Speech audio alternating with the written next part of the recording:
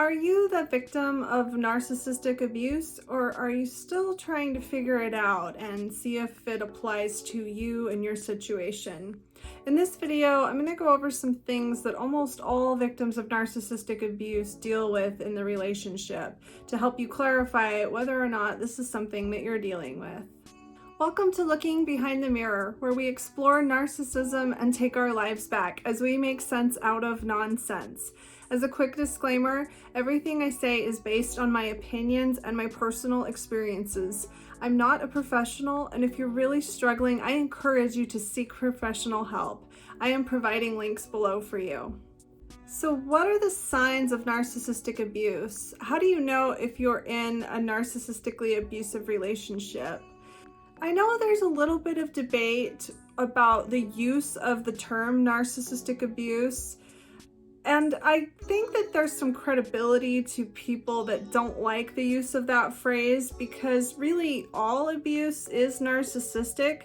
However, the form of abuse that is referred to as narcissistic abuse is very unique. It's really hard to describe. It's almost like a flavor of abuse that there's really just no other term for. I would maybe call it psychological abuse, but from my point of view, I really don't see how someone can psychologically abuse another person without being a narcissist. Now, I'm not saying that person specifically has narcissistic personality disorder because that's not my place to diagnose people with specific disorders, but I will say that that person's pathologically narcissistic, which is different to me. So as I go over these universal signs of narcissistic abuse, I want you to keep in mind that when these things are happening to you, your mind kind of blocks them out and excuses them and frames them in different ways. So when I explain it, it might not be something that you immediately identify with. So I'm going to kind of clarify each one in a way that if you're actually experiencing it, you might be able to see it. It's almost like an optical illusion. It's got to pop out at you, and then once it does, you can't unsee it. If you're the victim of narcissistic abuse, and this is something that you've been living with for a long time, these are things that might seem normal to you, and that's part of the abuse. The first thing that almost always happens is a feeling of walking on eggshells. There's a feeling of hypervigilance. And you might excuse this by thinking, oh, well, I just want to make sure that I have things nice. I want to make sure that my partner is happy. You know, if he wants me to fold the laundry a certain way, I am happy to do that for him or her. But this gets taken to an unhealthy level, although you continue to justify it and excuse it and look at it as normal. It's not normal to go about your day paying attention to everything with a sense of fear and feeling a sense of panic when you realize that something is out of place. That's not normal. That's way beyond the idea of just making things nice because you care about your loved one and you want things to be the way that they would like. That's entering a realm of fear and coercion and control where you are spending all of your time paying attention to silly, trivial little details because you're afraid of how your partner's going to react if things aren't just right. This can turn you into a perfectionist, and this can trap you in a cycle of constantly trying to chase perfection, of trying to get things perfect and never quite hitting the mark. Every time you mop the floor or cook dinner or go grocery shopping or whatever, you always have this feeling of, I didn't quite do it good enough. Did I? Is it good enough? I know it's not perfect. I know I didn't quite do it the right way. Is it good enough? Am I going to get yelled at for it? Is it going to pass the test? That's not normal to feel that way in a healthy relationship. Another hallmark of narcissistic abuse is blaming yourself for everything. And while this might sound obvious, you might not see the ways in which you're blaming yourself for everything. It's easy to say, oh, I don't blame myself for everything, but maybe you are.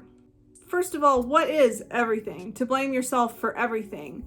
To me, the epitome of this is when somebody is yelling at you and insulting you and you feel somewhat responsible. Now, there might be part of you that knows, hey, I shouldn't be yelled at like that. I shouldn't be insulted like that. This isn't right. But instead of walking away from the situation, you find yourself arguing. Or maybe you just shut down and take it because you really believe you deserve it. But there's a level in between where you're arguing, where you're trying to explain, you shouldn't call me stupid because whatever, you shouldn't have to explain to a grown adult why they should treat you with decency. And doing so demonstrates that there's a part of you that feels like you have to explain things, you have to justify things. There's a part of you that thinks, well, I was kind of stupid. Well, it does make sense that he would yell at me and insult me like that.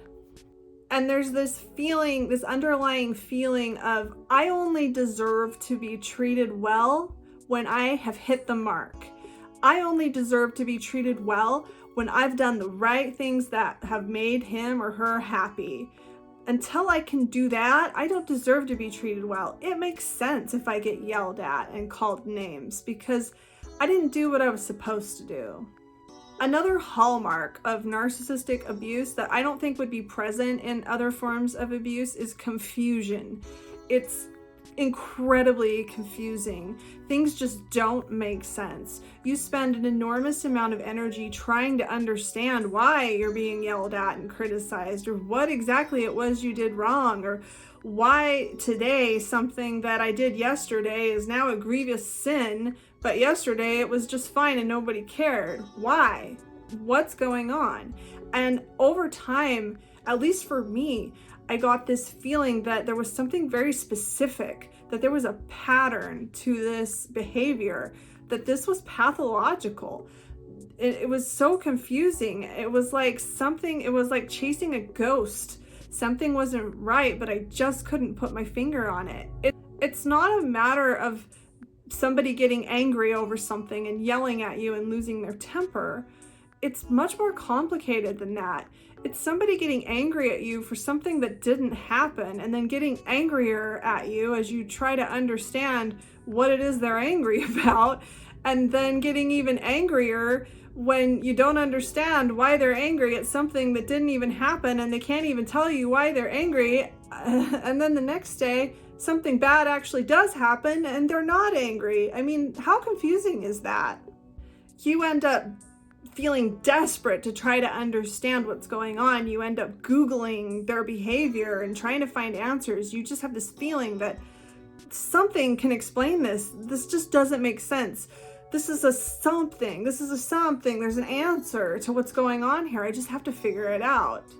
It's also really impossible to communicate in this confusion, and that just makes it more confusing. Normal people can have a dialogue and can come to understand why the other person is behaving the way they are. You can talk it out, and if you're both open to communication, you can figure it out. And even if you don't agree, you can at least understand why the other person feels the way they do. But with narcissism, it just doesn't work that way. You can talk in circles for hours and nothing will ever make sense. And this extreme anger or whatever emotion you see just never seems to be connected to anything that justifies it. And if it is, like I said, the next day the same thing could happen and nothing bad happens and a different emotion is displayed. It's just maddening. Another sign of narcissistic abuse is moments of panic and distress. And I mean moments where you're in an argument or there's like a break in the relationship and it's really distressing, that it kind of throws you into a panic.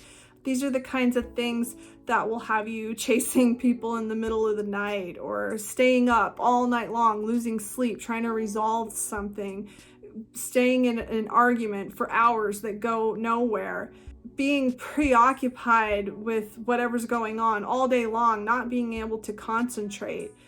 Narcissistic relationships can be really amazing and wonderful when they're going well, but you're always going to have these moments of the relationship breaking down, and it's going to be this panic and distress and all hands on deck, panic mode. And you can forget that that's not something that people in normal, healthy relationships have to deal with. I mean, we all have our differences and we have moments where we're going to disagree and even have arguments and maybe even storm off, but there's not this feeling of the world is ending, of I have to resolve this problem or I won't even be able to fall asleep before this is resolved. And this is indicative of a trauma bond because we become addicted to the good times. We become chemically addicted to those things. So when we're dipping down in the roller coaster, when we're going through the bad times, it's almost like a junkie looking for that drug hit. We need to get back up here to where things are good. And it's this panic, distress kind of need. Another sign of narcissistic abuse is feeling invisible, feeling unheard, feeling like the things that you want to say don't matter, feeling like your opinions and your needs and the things that you would like to spend your time doing are a nuisance and selfish, and the things that you would like to say, like to talk about, are just annoying. And there's a feeling that in order to earn your place in this relationship, in order to deserve love and respect, you basically have to just agree with everything the narcissist says and do whatever they want to do. They set the agenda. They decide, they have the last say on what you're going to watch on TV and what color you're going to paint the walls and what kind of carpet you're going to buy and where you're going to go on vacation. They have the last say on everything. They dominate the conversations. They decide what you're going to have for dinner. And if you try to interject anything that doesn't fall in line with what they want, you're made to feel like you're selfish, like something's wrong with you. Whereas if roles were reversed and you were behaving the way they were, it wouldn't fly for 2 seconds in the relationship. And you can really internalize this over time and come to believe and feel you don't deserve to be listened to, and that you as a couple just don't have the time or resources to do the things that you want to do, and that you would have to be selfish to expect those things. You can really lose sight of how unfair this is. Another sign that you're the victim of narcissistic abuse is you're keeping secrets, or you're not telling the whole story to people. You're kind of editing what you tell people and how you present your relationship to the outside world. You don't really want everyone to know things that are happening. You don't want everyone to know things that are being said to you or ways that you're being treated. And you're not really looking at it in a realistic light of, I shouldn't be hiding the things that my partner is doing and saying to me. That's not healthy. Instead, you justify it and you think, well, nobody's perfect. Well, I don't need to air my dirty laundry to people. Well, it's no one's business. Well, it's just respectful for me to not go around telling everybody about what my partner's done. And those thoughts are all very reasonable in a healthy environment. Nobody's perfect, and it is reasonable to be respectful towards your partner and not go around telling everybody every little bad thing they've done. But when you're being abused, you can keep raising this bar and raising this bar to a point where you're covering things up. You're covering up for very bad abusive behavior. And while you tell yourself that the reason you're not telling anyone is because of respect for your partner, really, you're just afraid of what people will think. You're embarrassed about what you're putting up with, and you're not ready to hear other people's opinions on the situation because deep down you know that you're in a bad situation, but you're just not ready to look at it yet. And another sign that you're in a narcissistic relationship is that you're making excuses and justifications for the other person's behavior. You're telling yourself, oh, he's just stressed out, or oh, she just had a really hard day, or he just doesn't understand how much it hurts me when he acts like that, or she just doesn't understand how important this is to me. There's no good reason for somebody in your life to treat you badly. There's no good reason for someone to disrespect you and be cruel and abusive towards you. There's no excuse for that. And I mean, that should be obvious, but I think when you're in the middle of it, it's just too easy to make excuses. I think we've all been in a situation where maybe we lose our temper because we've had a bad day. But while it's nice to give someone the benefit of the doubt and forgive them for losing control of their temper, it's quite another to tolerate this on a regular basis, or where somebody's having a bad month or a bad year and they've just been a complete jerk for months on end, impatient, rude, abusive, cruel. There's no excuse for that. There's no reason for anyone to do that. If somebody loses their temper, they should immediately realize what they've done and they should make amends immediately. But with narcissistic abuse, there's never any real recognition of the cruel behavior. There may be shallow apologies when the heat's on and when you're threatening to leave, but there's never any real recognition or accountability for abusive behavior. There's always just excuses and shallow apologies and blame shifting. There's never any real accountability or recognition, and there's no excuse for that. And if you're in a narcissistically abusive relationship, you're going to be telling yourself that, oh, as soon as he finds a better job, as soon as she gets that promotion, as soon as he's not so busy at work, as soon as we buy that house and get moved into it, as soon as whatever, they'll be nicer because they're just stressed out right now. That's what they want you to think. They want their behavior to be excused. They don't want to be held accountable for the way they're treating you. And they may even convince you that you're responsible, that the excuse is the way that you acted or the things that you did.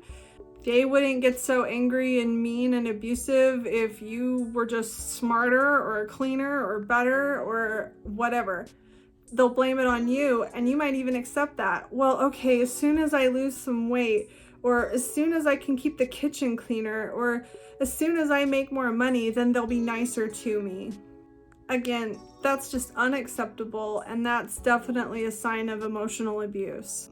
I hope this helps and gives you some things to think about, and hopefully if you are experiencing any of these things, you're able to see it with a little more clarity. No one deserves to live with this kind of treatment. Nobody has ever done anything that would make any of this okay. And if you're suffering from any of this, I really hope that you're able to eventually find a healthier environment with healthier relationships that will allow you to flourish instead of having to live in fear and confusion. If you like this video, give it a thumbs up and comment below any ideas you have for me for future videos. And don't forget to subscribe to my channel if you'd like to see more videos like this in the future. Until next time, thanks, bye.